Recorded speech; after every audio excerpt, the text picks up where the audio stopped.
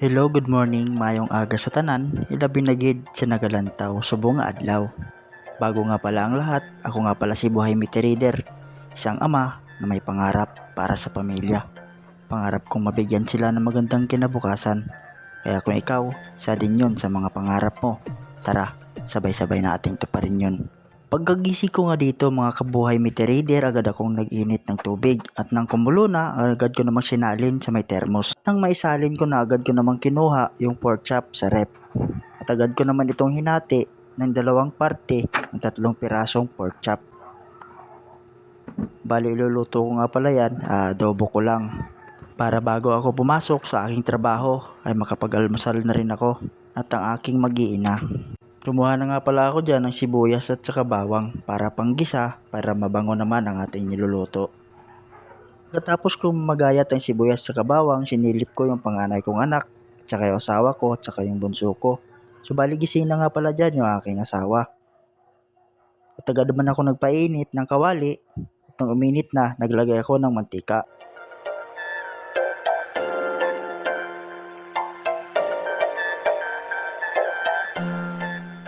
Siguro naman, relate kayo dito sa ginagawa ko. Bilang isang ama o padre di pamilya, maagang gigising para pumasok sa trabaho.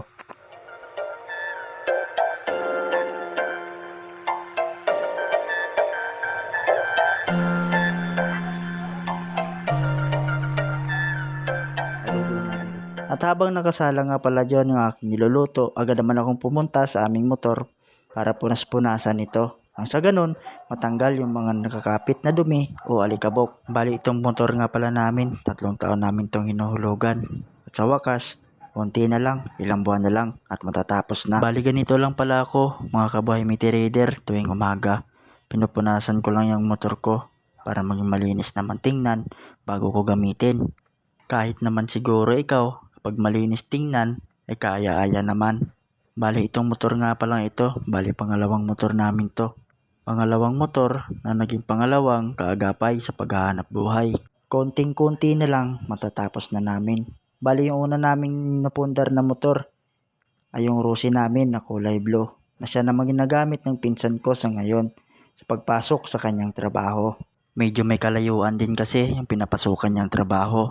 Kaya kung mamasahe siya araw-araw, medyo malaki ang magagastos. Kaya yung sinabi niya, nahiramin niya yung isang motor namin. Di ako nagdalawang isip, ipahiram sa kanya. Nabali bumangon na nga pala dyan yung asawa ko. Nililigpit niya yung damit ng bunso naming anak. Kasi sasabay ko sila papunta doon sa bahay ng kanyang kuya. At nang matapos ko ang punasan yung motor namin, agad naman akong pumasok para maligo. Siyempre, para medyo mabango naman bago pumasok sa aking trabaho. At eto na nga, tapos na nga akong maligo. Pagkatapos kong maligo dito, agad naman ako nagbihis. At habang nagbibihis nga pala ako dyan, sa labas na nga pala yung mag-iina ko. Kumakain na nga sila doon ng almusal. At pagkatapos ko nga palang magbihis, lalabas na rin ako para kumain ng almusal. Kahit simpleng ulam lang, basta't sabay-sabay kayong kumakain ay ayos na. O siya, kung umabot ka hanggang dito sa video na to, maraming salamat sa panonood mo. Tara, kain po tayo. Hanggang sa muli, ako nga pala si Buhay Meter Reader.